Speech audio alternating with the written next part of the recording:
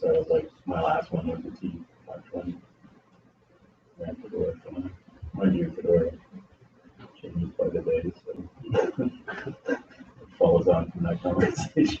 How's that driver support? That was always a problem. But It can still be a problem. Talk about sound. Yeah, sound Yeah. drivers still an issue. But it's such a richer space for development tools and stuff. You have nice on the way. That's good.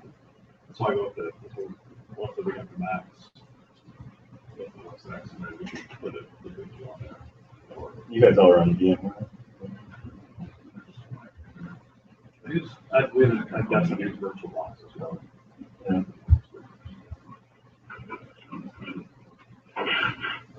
How was that stacking everything on Fedora? Once I get a moment, bug this guy about it. But with adaptation, it works, but there's problems once we get to image tests. And also with this image build, there's assumptions.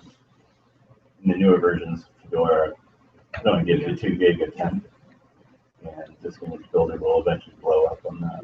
So Can you not modify that with install? you can do a custom layout, a custom partition layout, but if you do the sort of generic one, Right.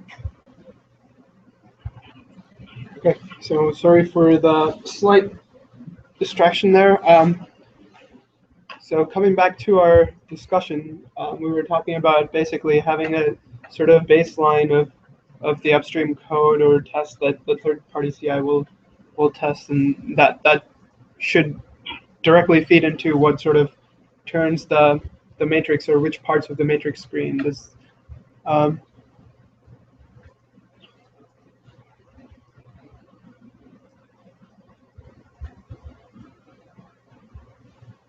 So from a timeline perspective, do you know when you guys are looking at standing this up? Or we're in the process of, like, we're building out we're probably far along in building infrastructure. We're setting up effectively the infrastructure. Okay. So we'll take it.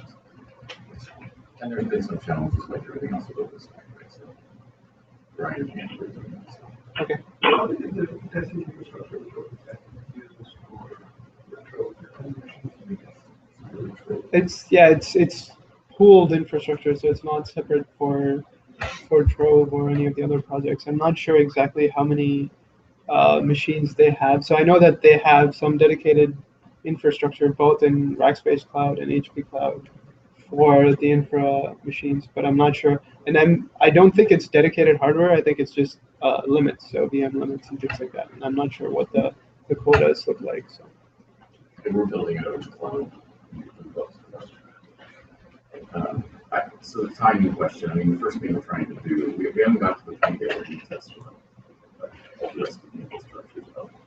So we've done, like, break that machine down to make years, so that's all relevant to this. But that piece of infrastructure would be extended to what the fact is third party.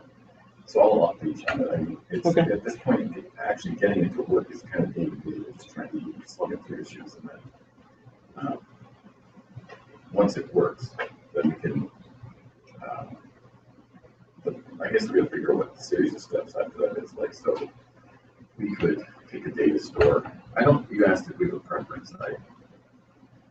I don't know. I mean, it changes by the day depending on who we're talking to, but probably something like, starting with something like Mongo or Cassandra would be useful. Okay. And then we go from there. I mean, once the infrastructure's obviously working, you're running through them, adding things to it is just a matter of resource utilization.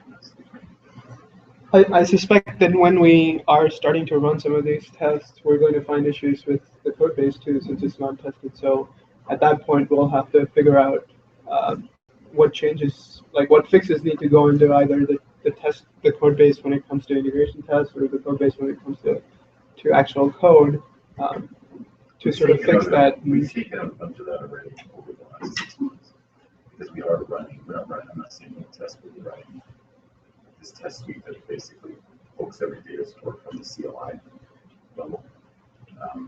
But some of those tweaks were, at this point, we basically forked the elements for our own sanity, but, honestly, there may be things we could reflect back up. The changes we made, like, we basically didn't want to act on the official elements because we may have made some of them, but that'll kind of have to roll back in. So we want to build those images for whatever. Right. I think doing some things on Fedora or CentOS or RHEL would be useful as well. We'll probably follow suit. So, as a third party, Yeah, you guys have this infrastructure. well, we can set up infrastructure. So, and I think the route you're going down is a bit more. So at a very, very minimum level for a third-party CI, you don't need the whole Zool and things. You can get away with using the Garrett trigger plugin. And Well, we did, so when we started building this out, I don't know that we're necessarily thinking about this third-party CI thing after that. Yeah, so we did that from,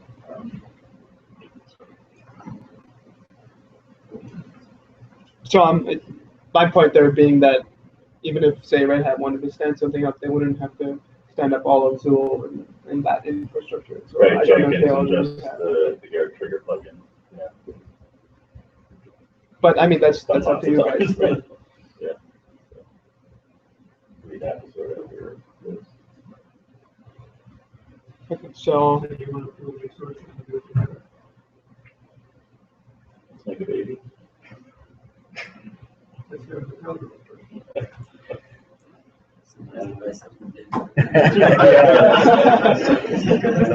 Yeah, we'll figure that out. If you'd like to be part of this. Nicholas, this is Miriam. Can you hear me? yes, So, I mean, I apologize, I just joined a little earlier. So my first notice was, did you guys say that the minimum configuration for setting up a third-party CI would not require Zool node tool?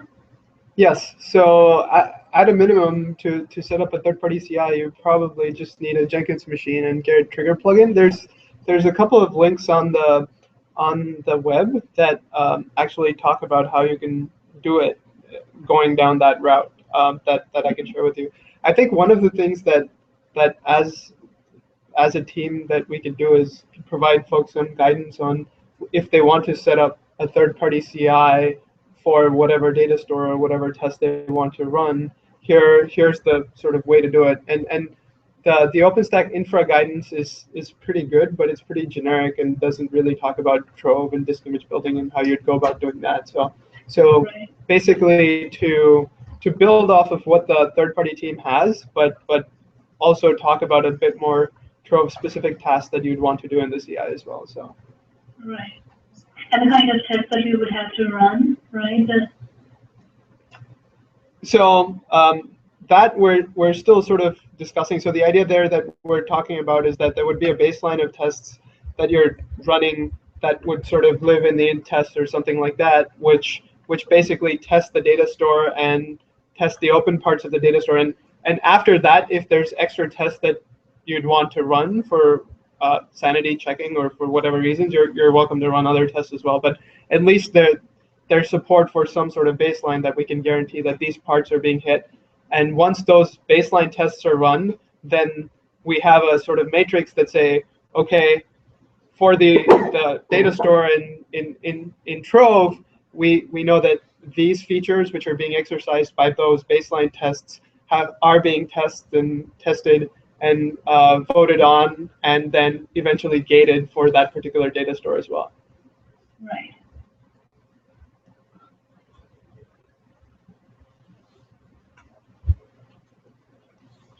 Does that make sense? Did you have any?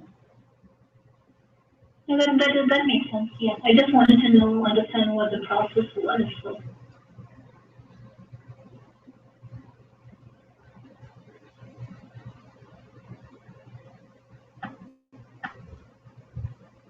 These tests that you're suggesting, are they already there? Do we need to write them up? So right now there's infrastructure in Trove integration where you can use the same sort of framework to write tests specific to your data store and then run as a group of tests and then run that particular group of tests through the same sort of red stack test infrastructure. And I suspect that the baseline that we're talking about, that this is the minimum sort of test that need to be run, would sort of come from there. But depending on the particular data store that you're running, things like create instance and launch instance will probably look very similar to the ones that exist, to the one that already exists for MySQL. But if there's other parts of the data store that you want to exercise, you probably will need to go ahead and write other integration tests and then plug that into the same system. So. Right. Sounds good.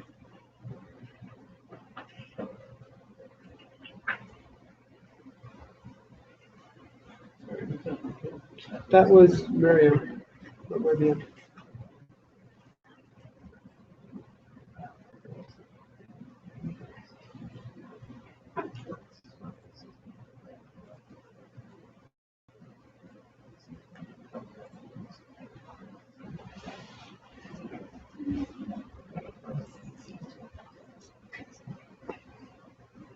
So with respect to third-party testing, are there sort of other questions, comments, concerns, next steps? Who's going to seal what? So I should figure out, and I don't want to end up with a whole bunch of duplication. So if Red Hat's going to be sending a CI for Red Hat, you're going to know what database that they're going to test, what configuration they're going to test, so that whatever other CI there is doesn't kind of build the same infrastructure. Similarly, IBM wants to build it, are they going to verify all of the databases or just DB2? And if it's just DB2, on what operating system?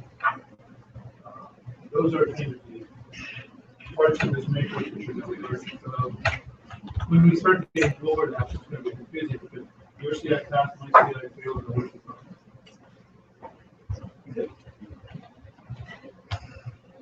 I mean, This is one of the it's a reasons. flat voting system, right? Well, it is a flat voting system, but when there's a conflict with that time, it would not be right. For partnership. So maybe we're partners, it's a failure on somebody else's database, if Mongo fails on our CI, it passes on your CI on Red Hat. Yeah. Fedora. Yeah. And where we basically conflict on testing the same thing, those are the. But at the end of the day, it's a game, so if I make a change, the same set of tests that we run in 4 different places, it's not the way it's useful.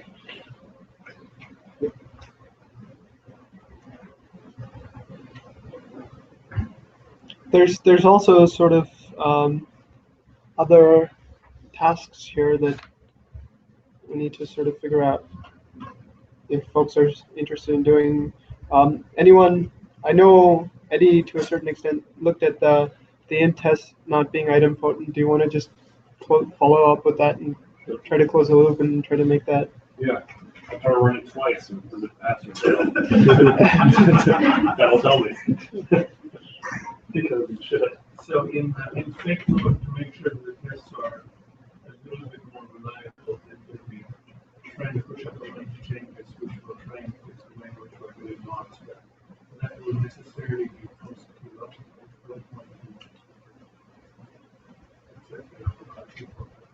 Okay.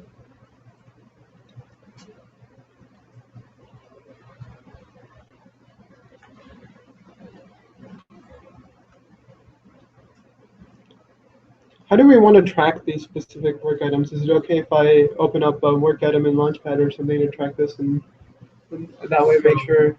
I have a bug for this and it's been given a number right now. So you can just, But I would say that would make sense. that would be fun. Yeah.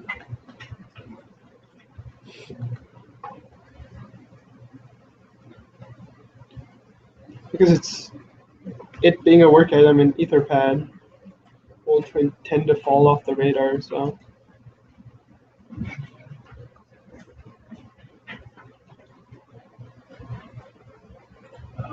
1398966 is not there.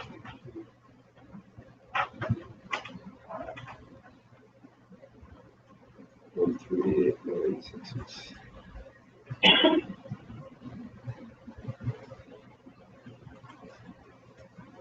I believe there's one more. But I have to go.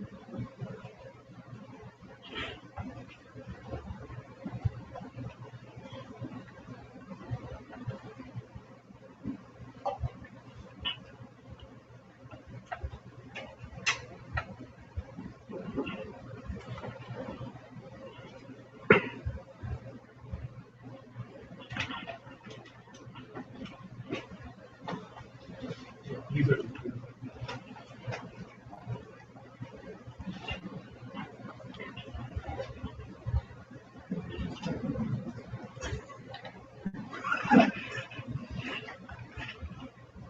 Yeah.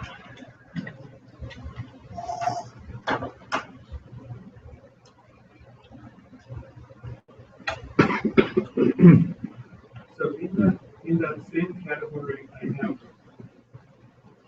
have a request for anybody who has a chance to look at this.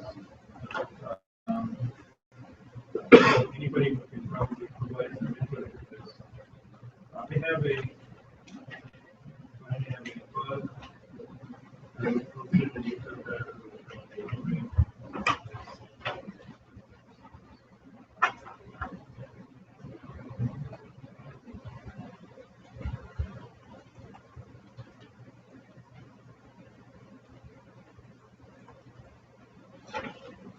So at some point when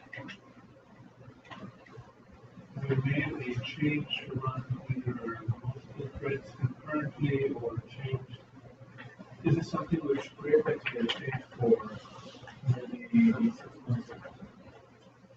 Now if you were to run in test, and we see this in Jenkins as well, there's a whole bunch of global stack traces which keep coming up here from the S6.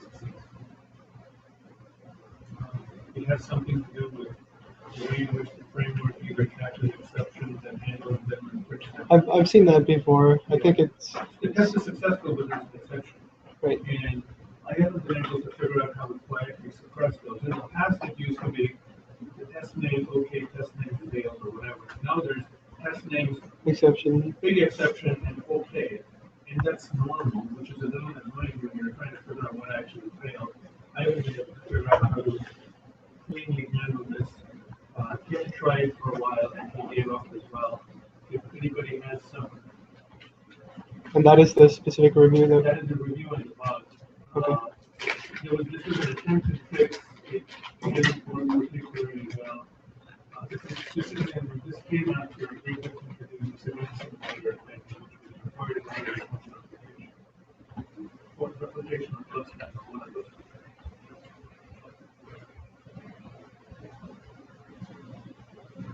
Okay.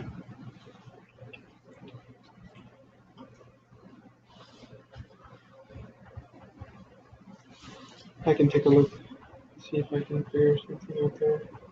I don't have the entire context of that in my head right now, so.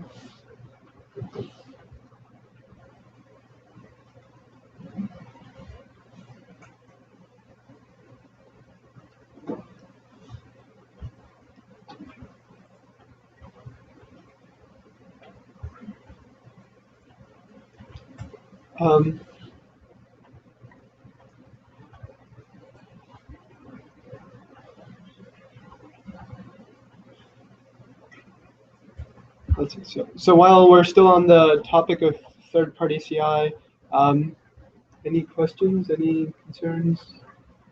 Anyone? Either here or on the phone, Hangout. So one of the other things that did come up as we talked about either moving data stores to an experimental section until we can verify that the CIs tested and verified those data stores, or calling them out as experimental or something like that. What do folks think about that? Is that something that we should do, like have a separate experimental section until we can actually validate these as part of CI, move it there and move it back? Or do we just keep that information in our matrix for now, where we're saying, hey, we're not testing these and we're calling them experimental because we're not actually verifying them either in the gate or in CI? You're saying,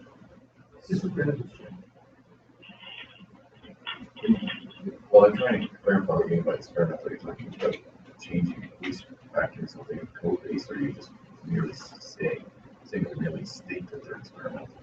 No, so those are two options that we have. Which sort of path, trying to weigh the pros and cons of each of those paths, right? So right now we have guest agent managers, and all of the different data stores are in there. Since these data stores aren't actually being checked in CI, we could make data store managers experimental, and the stuff that isn't being actively tested in CI goes there. And as we turn specific parts of the data stores green, we move them into the non-experimental section, right? Right. Or is it sufficient? I think we should only do that if we're going to say that you don't have to, like right now, you need some changes you have to do across data stores. If we're going to have a separate directory, then you can't expect people to be going into this directory and that directory. So we're going to split it out, and that's effectively saying you don't have to look at it. Sorry, I'm not quite sure I follow. So are you saying that, so right now, all of the data store specific code, at least for the guest agent, is in guest agent / like data store managers or something like that, right? Sure.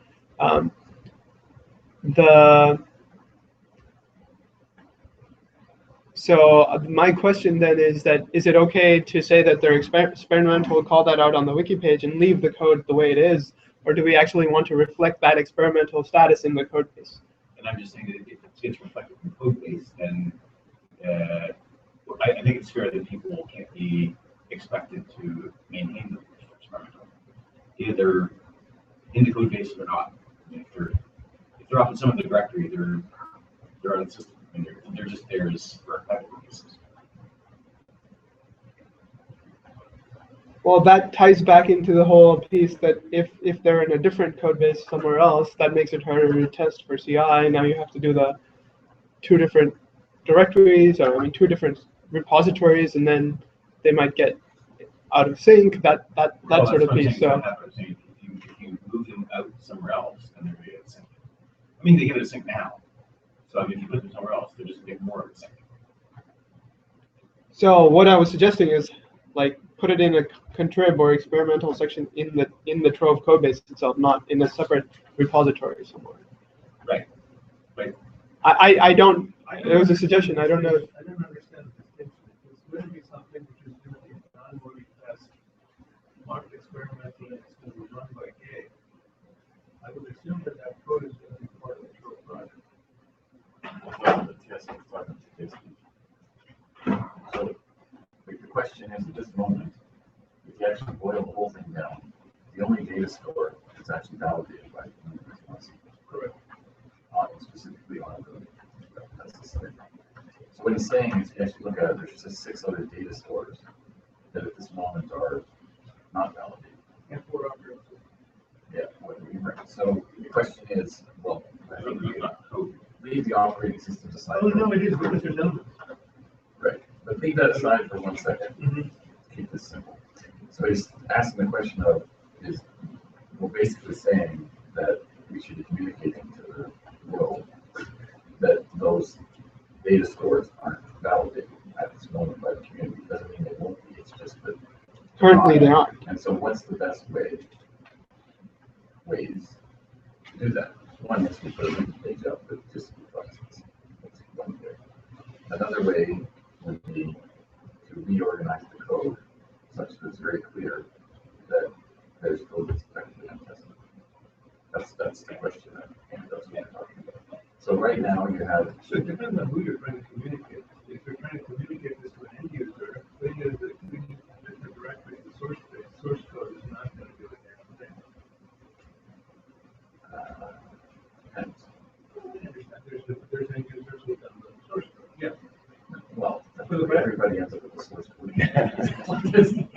No, but yeah, they're doing the source code, but it's a question of, it's gonna be something sitting in /etc/Trove/something over there. How often do, quote, end users troll around the XC Trove to see what very particular? No, so the suggestion was in change the actual module name to reflect that, right? So instead of it being guest agent data store MySQL, it would be guest agent manager MySQL would be guest agent manager experimental Cassandra. So it has some amount of visibility. Yeah, I mean, already, well, I don't know what the intention is, but already, so I'm adding API calls for a page and stuff. I'm not adding them to Postgres because they changed the paradigm, and I'm not going to go through and whoever did that is going to have to go through and fix it or keep everything up. Like they don't seem to be up to date with all this stuff, anyways. So That's a whole other battle. Right? yeah, but if stuff gets moved off into a different directory, then that's a signal saying, okay, you don't have to worry about that. Which maybe we have to go to at some point because it's getting back to the point that if you have 25 different pieces of code for different guest agents and different versions and stuff like that, not all of which are being tested. I mean, is it really practical to expect people to go through and understand all those 25 different versions, and whenever you make a change over here, you've got to make it all these 25 different places, which is really what the situation is now. So I think that's a separate problem that we need to address by actually some amount of refactoring that we talked about yesterday, where you have a base level manager class or a mix in so that you don't get into that situation, right? I mean, it will never completely go away. I mean, refactoring will help, but it will never go completely. No, I think that the data stores are independent enough that, like, if you're actually making a change that affects one data store, theoretically, I mean, that the set of the time where making a change to MySQL should affect Cassandra is going to be a small subset, right? I mean, it's not. Yeah. Yeah, so it's, I'm just pointing out that if it's in a separate directory, then it's kind of like out of sight, out of mind. And so just, if you do that, just be prepared that that's probably going to be the impact of that decision. I'm not saying you should or shouldn't do it. I'm just saying that's a likely consequence of moving to a separate directory, is that people will pay less attention to what's in that directory. I would postulate that, I don't disagree with what you're saying, but I would postulate that already happens as much as people don't. If somebody's making a change for data store Y, they don't look at the data store X. Yeah. Yeah, you just go mechanically adding to some class that you're supposed to be in, and test it or anything like that. So Because we're running on it, we do it the whole run with more spread testing and stuff like that happen. Like the non-MySQL data stores already add. And obviously, but that's actually the thing we're trying to communicate, right? And so if somebody doesn't want the thing to atrophy for some definition of somebody, then what they need to do is cause testing to occur on that thing and pull it out of experiment.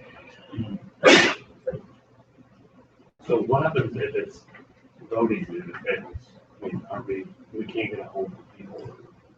We can't do it. As far as I can tell, I was going to say it's a solved problem, but I don't know if it's solved. So that there appears to be an OpenStack way of that's being addressed.